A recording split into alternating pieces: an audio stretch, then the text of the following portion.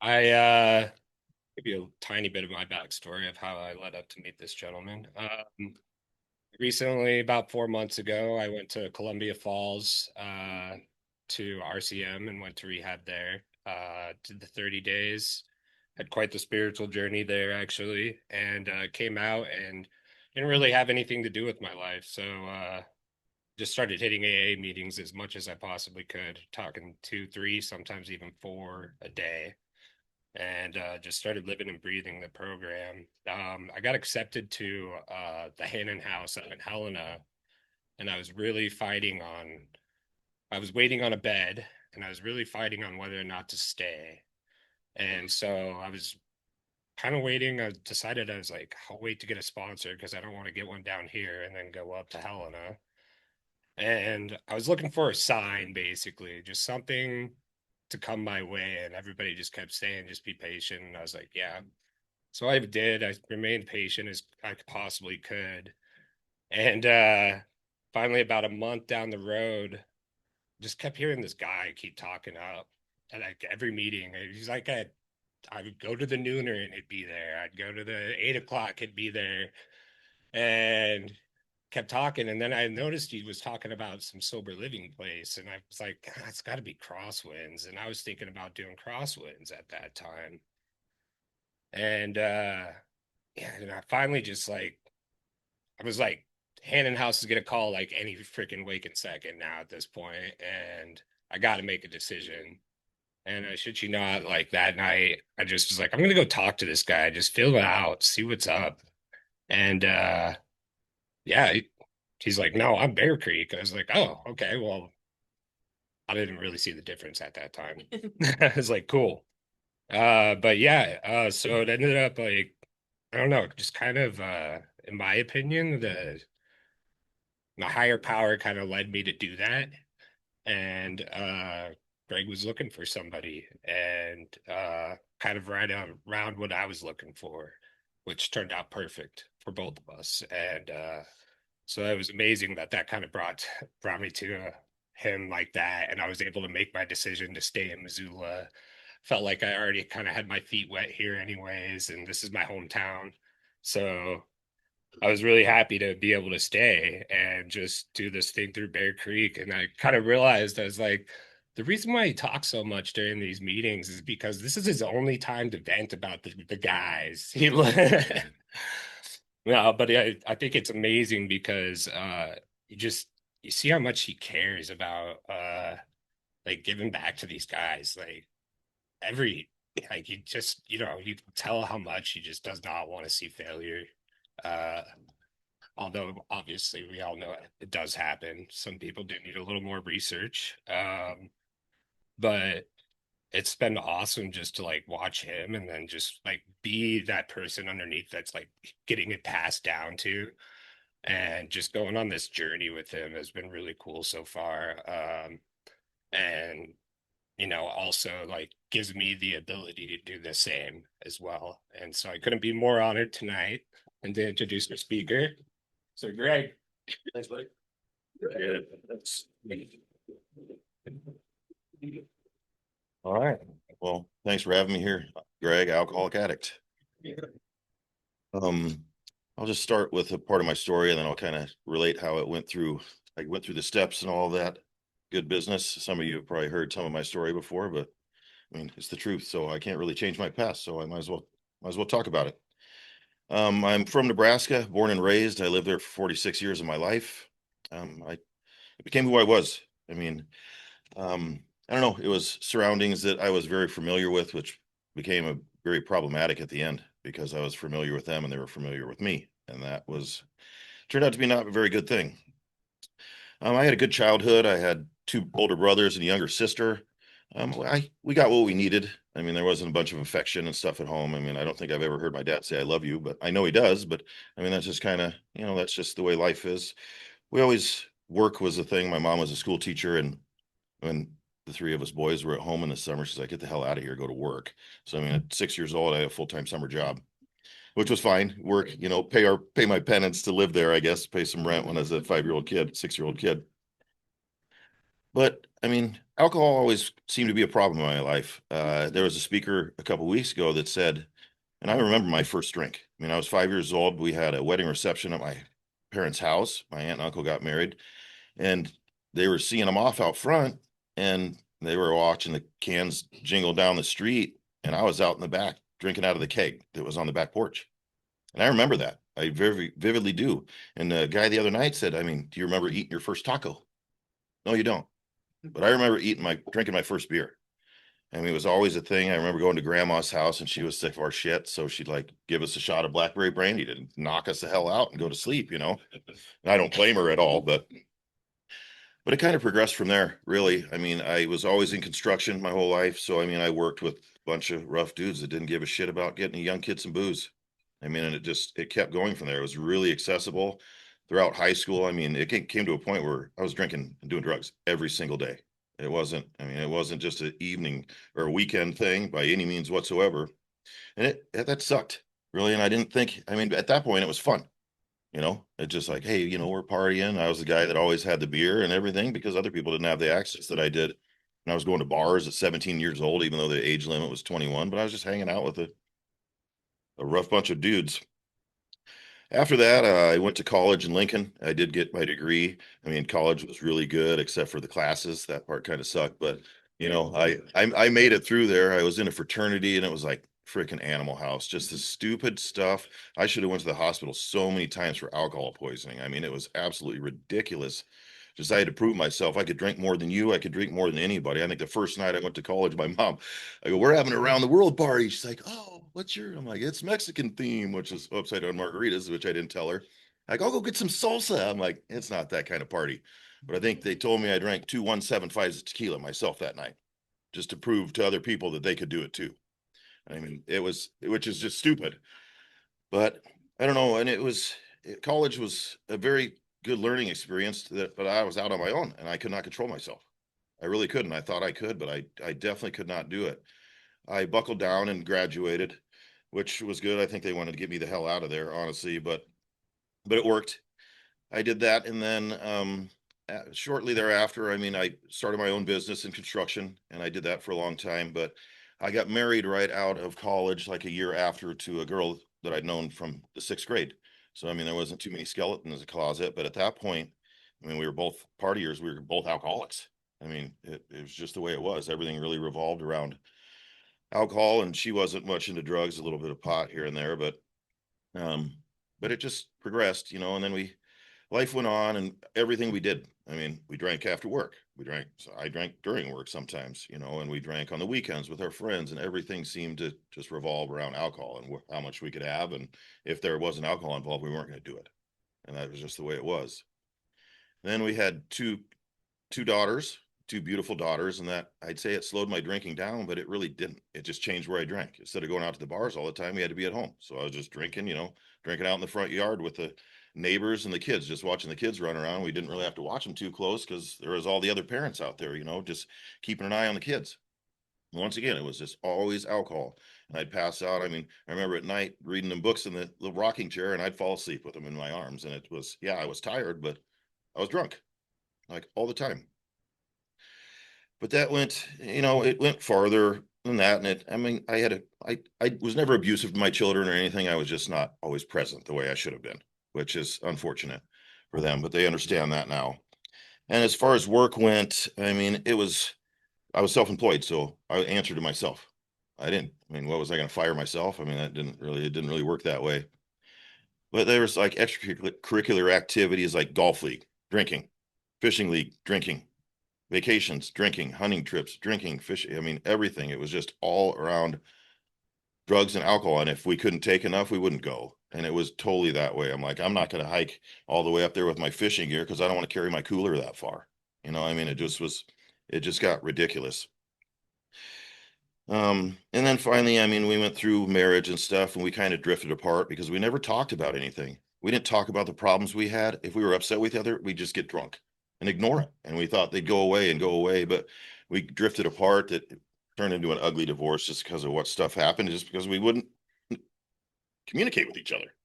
I mean, that's the best thing, it's your fault. Just like alcoholism. Oh, it sure as hell wasn't my fault. It's all your fault. and it just never came to anything good. But I mean, there are so many things that happen in life, and I got a cabin, you know, and it was a freaking party house. I could sleep 36 people in it, and it was booze. I mean, everything revolves around booze. I mean, I'd drive the boat till noon. I told all the kids, I go, I won't drive it after noon because I'm going to be drunk.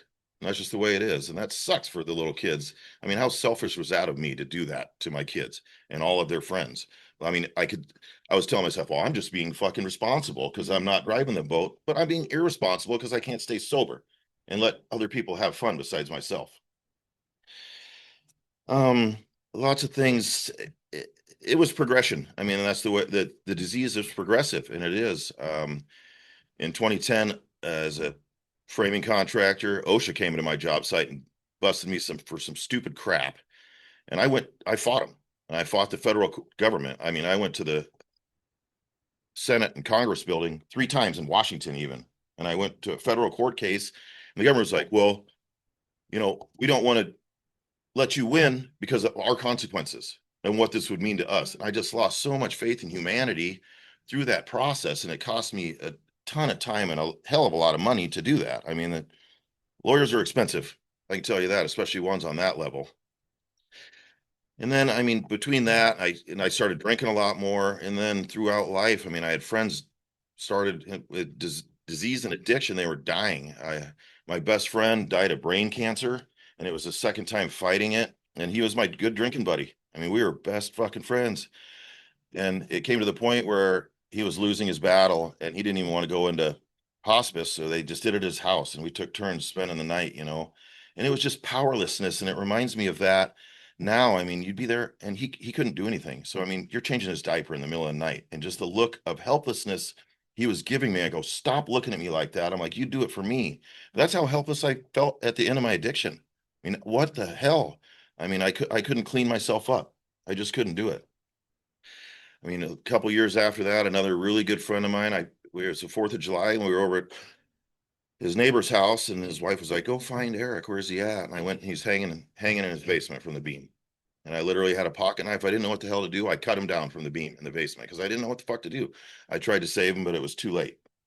2 other buddies, I carried him in the emergency room in my arms, dead. One of them, luckily, they paddled back to life, and that was very interesting to watch because it took them 4 times. But I mean, those things just they started chewing in on me, and I didn't know how to get rid of them. The only thing I'd used was alcohol and drugs. I'm like, it'll go away. You know, I'll deal with that down the road someday. I don't have to worry about it right now. But that was definitely the wrong answer for sure, because it really didn't help. Yeah, life kind of went on, and other things kept happening. You know, you see friends, they come and they go, but I was so clouded that I never really processed any of it ever. I got After my divorce, I was single for a while ish. I mean, I wasn't remarried, but I remarried another person, and she was an alcoholic. And after a couple happy years of marriage, she decided to quit drinking because I was leaning on her about stuff, and it did not go well. She tried on her own, and within 8 days, literally, she was dead. And it was one of the worst things I've ever experienced in my life. It was absolutely terrible. If people have been around it, I mean, she was conscious for 24 hours, and then she was a vegetable, and it was just absolutely horrible. And you don't even want to know.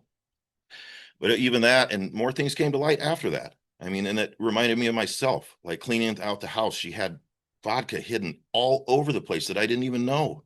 And her mom was a RN. Boy, there was so many empty prescription bottles that her mom gave her. Just secret drug use all over, you know. And I was so secretive with mine. You know, I lived like 5 different lives. I'm like, I drink in the morning, but I'm gonna go to the bar this afternoon. So nobody thought I was drinking before, but I'm drinking at noon. You know, I'm at the bar here. So they think that's when I started. But it's just a secret life I was living, and it wasn't working for me. I was getting so tired of living a stupid lie over and over and trying to be 5 different people, and I was none of those people. I was zero of those people. You know, I was putting on a facade. I was making so many false narratives that I wanted people to believe. And at the end, I didn't even believe it myself. I believed that I was a worthless piece of shit, and that's all that I was, because I couldn't hold. I mean, in my whole life, everything started falling apart. My relationships, my kids would be around me because I was their dad and they had to love me, but they didn't want to be around me anymore. Like, he is a fucking ticking time bomb, and something really shitty is going to happen, and we don't want to be there when it does. And that's horrible. And I was so self-centered. I mean, it was self-will run riot for sure, no matter what. I didn't care. At the end, I didn't give a shit what the consequences were. Like whatever.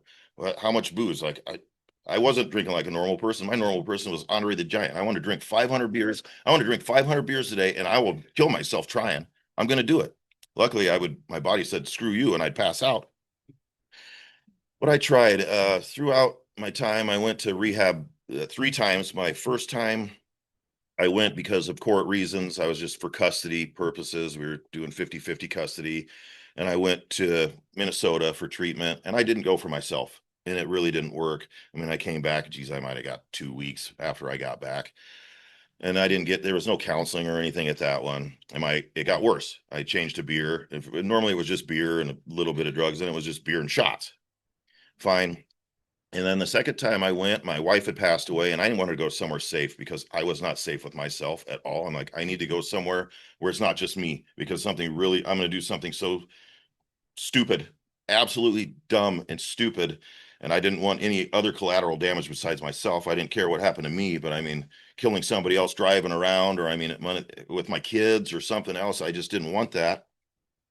And I went for a second time, and I wasn't serious about it. I don't think at that point. I mean, I wanted to get away and like clean up for a month, and I did.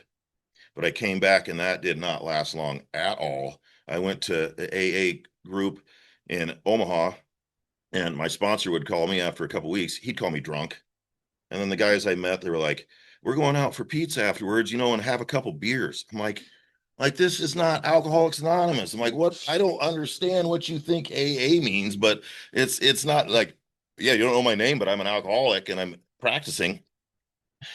But geez, my addiction got so much worse after that. I mean, it was absolutely horrible. Um, I tried to do some things on myself, for myself.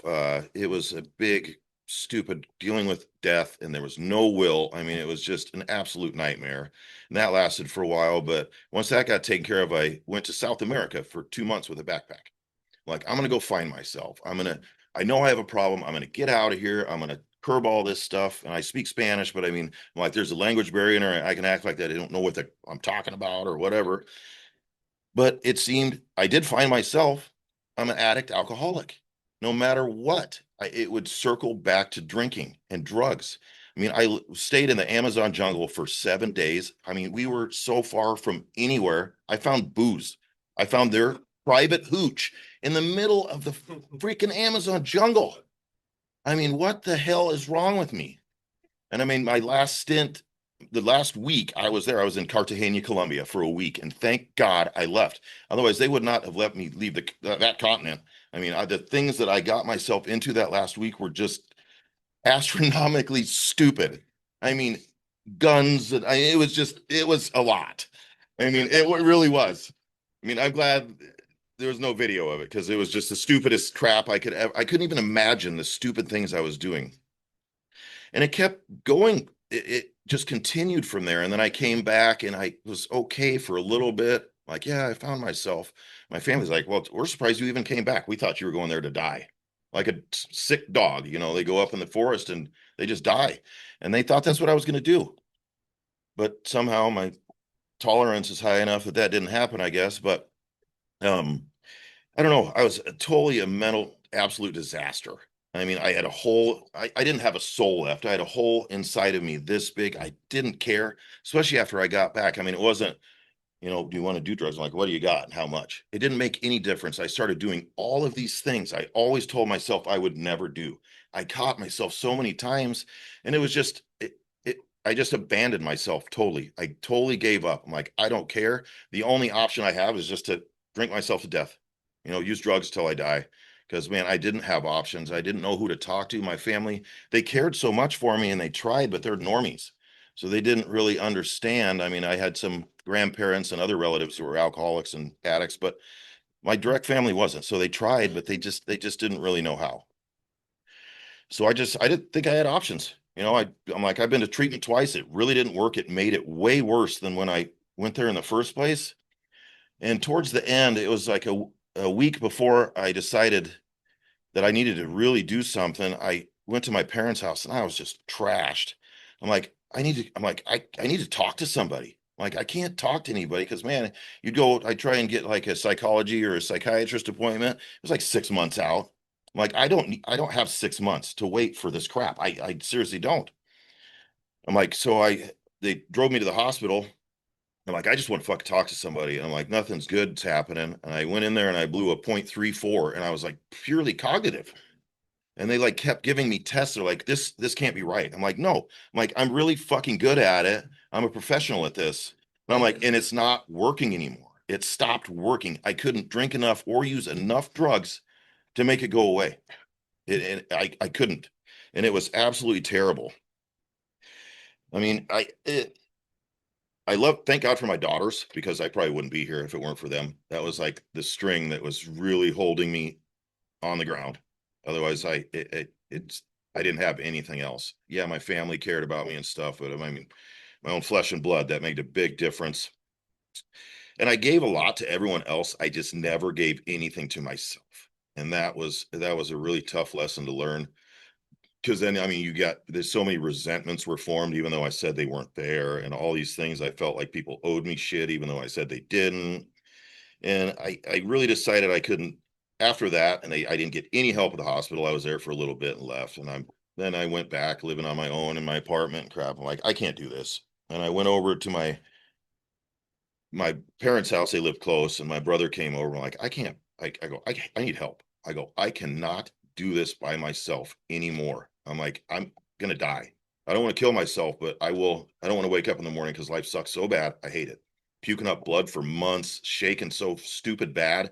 I mean, you can't even hold a drink, and that's after waking up in the middle of the night taking shots just because as preventative maintenance, just so I wasn't that bad in the morning. But I mean, it was god awful. I'm like, I need help. And I kind of told them about a certain amount of things, and some of them they're normies, so there's some stuff I definitely didn't tell them. But and they're like, "What do you?" And like, okay. And like 30 minutes later, they talk to my sister, and she goes, "Beach or mountains?" I go, "Mountains."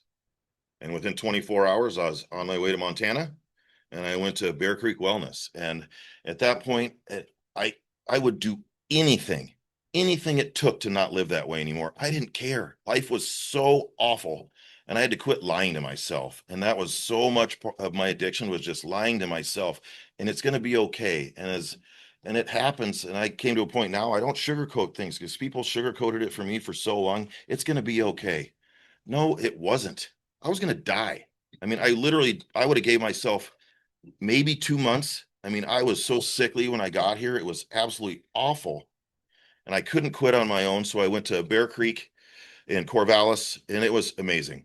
I told myself, I'm my best ideas got me here. I need to listen to fucking somebody else. And I totally did.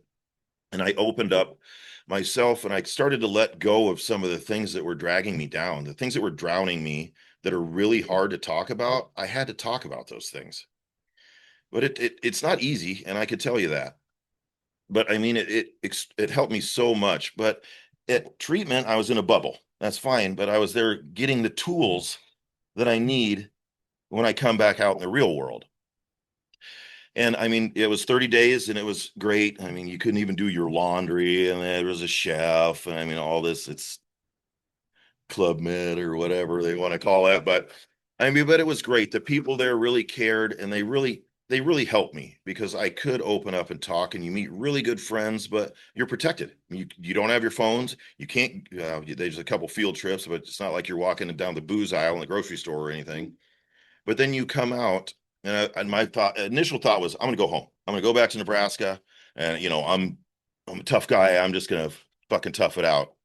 But there was some people there, the techs even, especially that just help babysit or however you want to call it. But I listened to them, and they became really good friends. And they're like, dude, try sober living. Like, just try it. And I'm like, man, I don't want to do that. I don't want to. But I'm like, you know what? I go, my shit didn't work. I've tried it for so many years. It did not work. I will do that.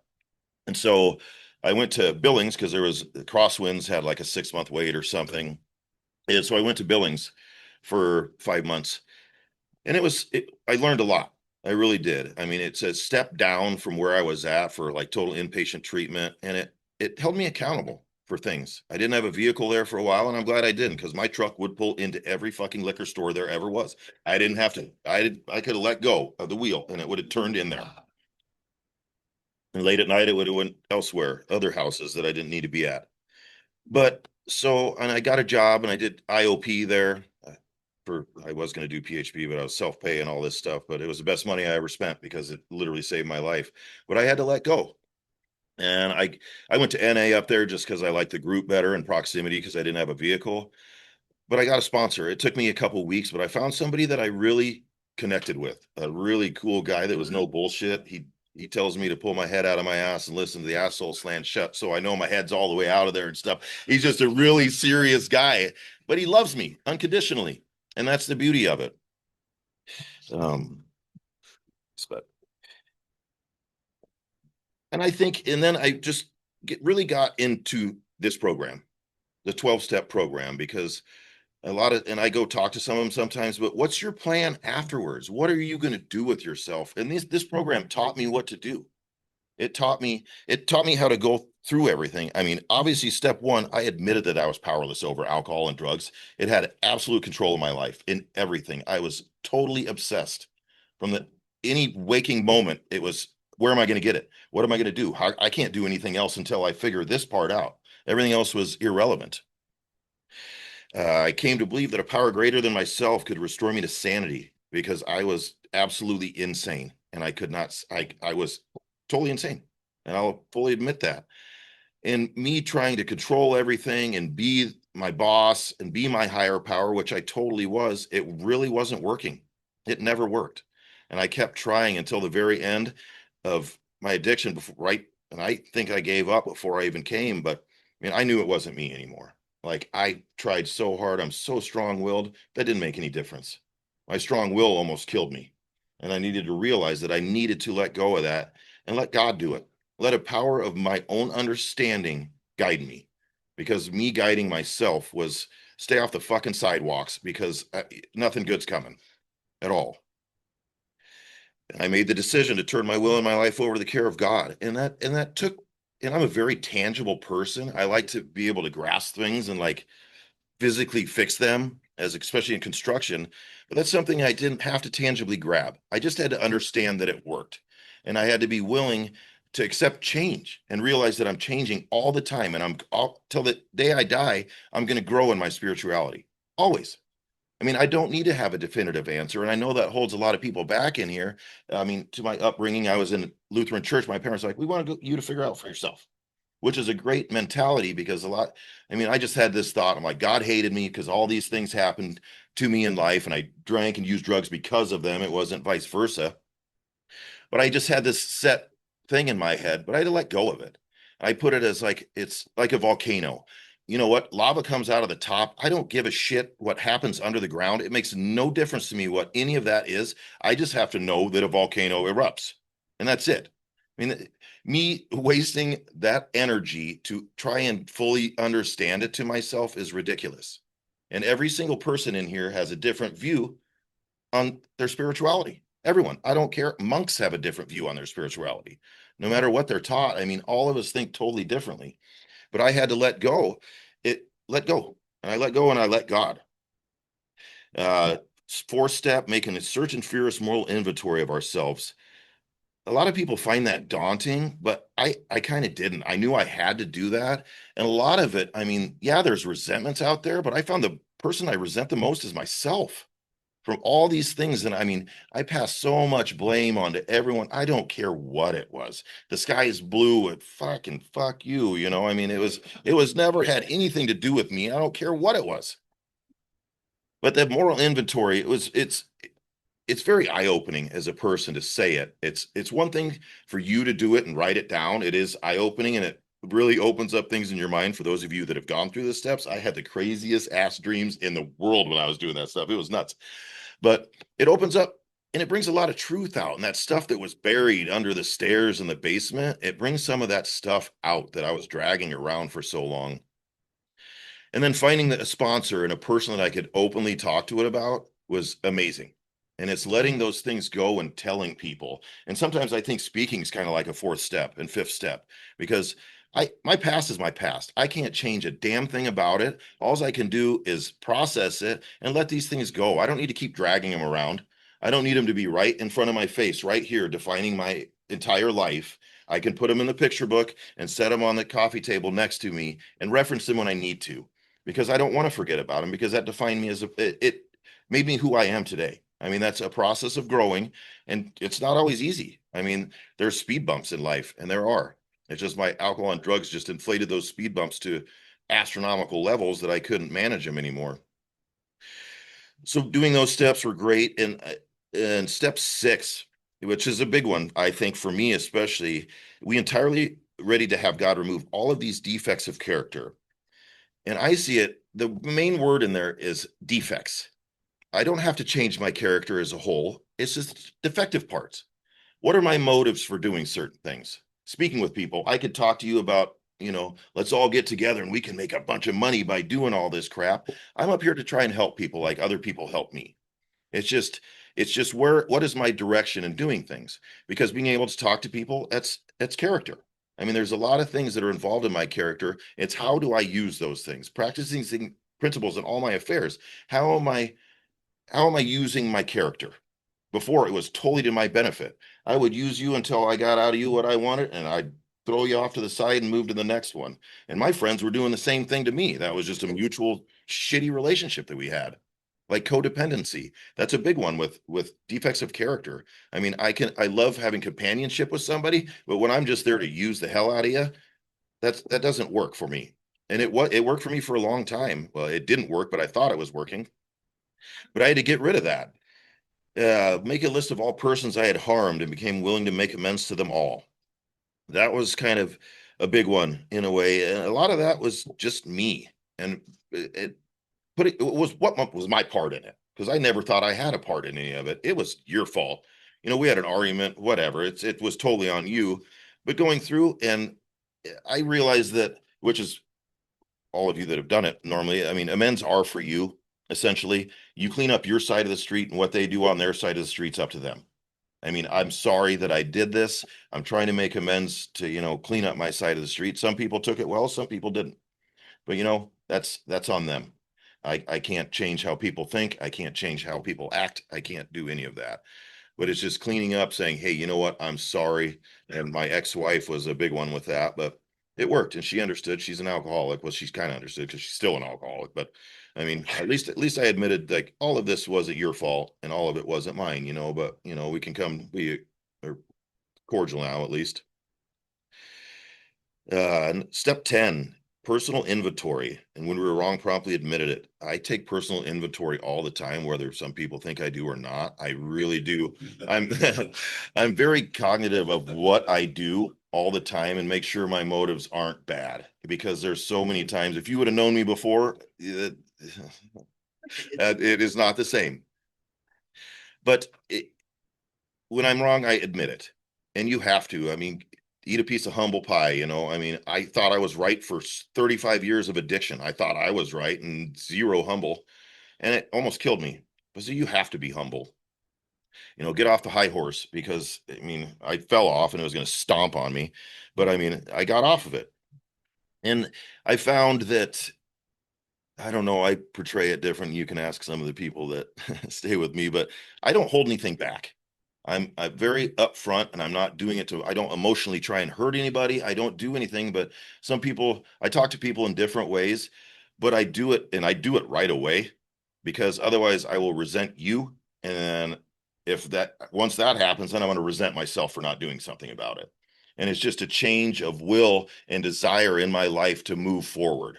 And it seems to work very well. Sometimes I guess I'm a little blunt about it, but sometimes that's what it takes. That's what it took for me, is people to really, really lay down what it has to be. Having had a spiritual awakening as a result of these steps, we try to carry this message to alcoholics and practice these principles in all our affairs. That is huge. And I do that. I'm operations manager for a bunch of sober living houses, and I love to pay it back. And some of them think I'm a nut job, which is totally fine with me, but I try and give it back. I can only keep what I have by giving it away. And nobody knows what I do all day long, but it's a lot. And I don't have to tell everybody. I need to live with it in here. And I totally can. And I practice principles in all my affairs. I do it everywhere. I do a lot of nice things for a bunch of people down the road here and there and elsewhere, and I don't have to tell anybody about it. It's for me. It's not for everybody else. Doing nice things, and I help them when they people that can't help themselves, and it's helping them move along in those aspects that really helps me stay sober. It does. It's a very big reminder every single day of why I'm doing what I'm doing. There are some lessons that I've definitely learned along the way. If you want to live a terrible, miserable existence, dream about how great life could be and do nothing about it. That's going to be very painful for you for the rest of your life. And at the end of your life, you're going to regret your entire life because you knew what to do, but you just didn't do anything about it. And I'd say my main regret over anything is that I knew I had a problem for so long, I just didn't do anything. And I didn't care enough to see the collateral damage I was causing. And I could have stopped a lot of that. But I can't. I mean, all I can do with amends is my living amends. I cannot do that crap anymore. I can't change old memories, but I can make new, better ones. Like my daughters came up from Nebraska a couple times this year, and we went to Yellowstone and stuff. It's new memories, and they loved it, and that's awesome. Another one: we all have days that we don't feel like doing what we need to do. We all have days we struggle, days we don't want to get out of bed. When you feel yourself feeling that way, think about what demon created those feelings. We are not doing the things that need to be done. That is the demon. The longer we live, let that demon live in us, the bigger and stronger it grows. If we don't kill the demon, it will eat us alive. We will live in fear, anxiety, depression, and frustration. We have to make a habit of killing that demon every single day. Every day. Otherwise, it gets too big for us to manage. It's all those things that I had built up inside of me that I had to let go of. And I emptied the garage, I cleaned it out, and I don't want to fill it back up with fucking garbage so I can't see what my life needs to be for me to live happy. And I don't have to be the richest man in the world. I don't have to have a Maserati and a 10,000 square foot house. I don't care. Money is replaceable. Money comes and money goes. That's fine. I need to be happy in here and in here. 100%. Otherwise, I don't have anything. Fake lives. I had monies and cars and uh, tons of equipment and all this stuff. It didn't make me happy. It was a, it was, I don't know. It was just a distraction more than anything. I was focusing on the things that didn't make me happy, and I wasn't focusing on the things that actually did. I mean, I just lost focus of those. Nobody made me become unreliable. Nobody made me not do my job to its fullest. Nobody made me a lesser father. Nobody made me a troubled son, brother, uncle, husband, widower. Nobody made me become an alcoholic. Nobody made me become an addict. Nobody made me decide to waste the time I could have used becoming the person I knew I was supposed to be. I did that. It was nobody's fault but mine. None. And until I accepted that fact, I wasn't changing. There was not hope for me actually changing myself. I had to let go of all of it and realize no matter what, I had a lot to do with it. And I'd say, I'll take a bullet for you, but I was probably the reason we were getting shot at in the first place. So, I mean, it's realizing those things that, it wasn't everybody else. It was me. I have to take responsibility for my actions and the things that I did, and I learned from those things. When I was in treatment, they're like, yeah, your wife passed away. Maybe that was you need to learn from some of that. I was like, fuck you. Like, don't you ever say that crap to me. But I did. I let go of my self-centeredness and realized, it happens and there's nothing I can do about it. Maybe I can spread the message to somebody else. And I've talked to multiple people that have had that same scenario. I'm not terminally unique like all of us in here. We all have problems and we're here together to deal with them together. I don't have to go through it alone. The we is so important with this program. I love coming here and listen to different people's ideas. And I don't have to take everyone's idea, just take the ones that work for me. Just learn. I'm like, because in addiction, I was a very linear thinker. And so there was no straying this way and that. But man, coming in here to people that have similar problems as me, and yeah, they're not the exact same, they're really close. It's learning how to find a solution to those problems. It's always darkest before the dawn. You have to push through the heart to get to the place you're trying to get to. When you feel the highest pressure, stress, and anxiety is when you're in pursuit of a greater life. It's a good indication of that you're on the right path. Don't give up no matter what. You are worth it. If I keep saying it, but if I'm comfortable in early recovery, I'm not doing it right. I'm not letting go of those really hard things inside that I want to forget about. Of course I want to forget about them. That's why I drank and used drugs. I didn't want to think about it. But I have to let go of all those things, and it's painful. but you have to set systems in place to make it easier. I do that at work too. Yeah, it sucks at the beginning, but once you get those systems in place, coming to AA every day, I go to multiple, no matter what, I go to 2 meetings every day, no matter what. That's my system I have set in place. And it's not the easiest to start with, but man, the motivation goes away and then it's habit. It's sustainable for me. It's not a perfect plan that'll work for a week. It's habits that are sustainable for the rest of my life and my sobriety. It's getting used to doing those things they start out uncomfortable, but they don't have to be that way. It's not homework. I love coming to these meetings. I'd switch from it, man, I have to go now. I want to go. I mean, I really do. It's super important to me.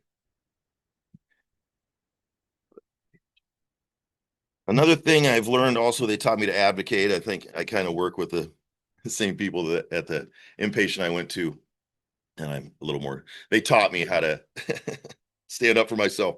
And sometimes they don't like that, but my attitude has to be, I'm never going to stop. Nothing is ever going to stop me. You can build a bank vault in front of me and I'll kick it down if it has to like what I need to maintain my sobriety and the way I live, or I'll go knock on another door. I mean, I don't care. I'll kick it in.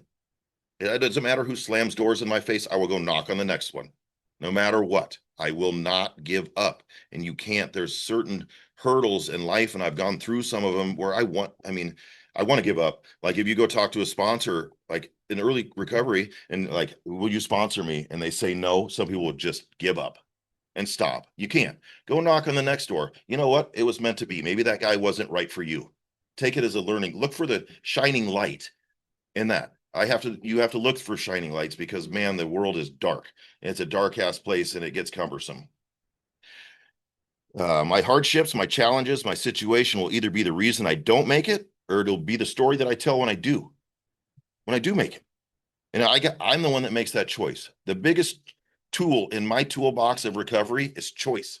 I get to choose. Nobody can choose that for me. Not a judge. Nobody can choose what I do. And I'm the one that has to live with the choices that I make, not anybody else. I mean, you can be frustrated with me for a little bit. I would be way too self-centered to think that the only thing that anybody in the whole world thinks about is me. They don't care. They're not the ones that have to live with it. I do. I have to live with it in here and here. And when I can put my head on the pillow at night and go to sleep very easily now because I'm trying to do the next best thing. I'm not perfect. I would never say I am, but I'm trying to do what is best. And if I don't know, I call my sponsor for sure. And he will surely tell me what exactly he thinks about it. I can promise you that. But that's why I love sponsorship too. I mean, it's bouncing ideas off my head and it's relearning how to do the things that I knew how to do in life, but I drank and drugged them away. I got so clouded. I mean, I bet at the best day, my BAC was 0.25, and that is the lowest it probably ever was for many years. And that's sad. Oh, I wonder why I wasn't thinking clearly. I mean, that might be a start. But coming to these rooms, going through the step work, and I've used the step work even last weekend. I went up north and took a little break from work because I work a lot, but which is fine. I enjoy it. But I did step work with my sponsor on just a life problem I was having. It had nothing to do with drugs and alcohol because my drugs and alcohol were 10% of my problems. That was 10% of my addiction. It's everything else that's involved. Family problems, work problems, so many other things. I'm like, well, I quit using drugs and alcohol, but the rest of my life's all fucked up. But I had to fix all of it as a whole to be better inside. And I'll always be an alcoholic addict. And I'm fine with that. I'm totally fine with that. It gives me something to work for every single day and focus my sobriety to focus on it every day. And no matter what, and I catch myself every now and again making excuses because I set boundaries for myself and expectations for myself, and I stand to them. Because if I don't even follow the ones that I make for myself, why am I going to follow yours? Or why am I going to make you follow what I expect of you? I don't raise the bar. I create the bar for myself because I'm the one that has to live with it if I don't make it over that bar. And I just set them high, which is fine because I'm the one to blame.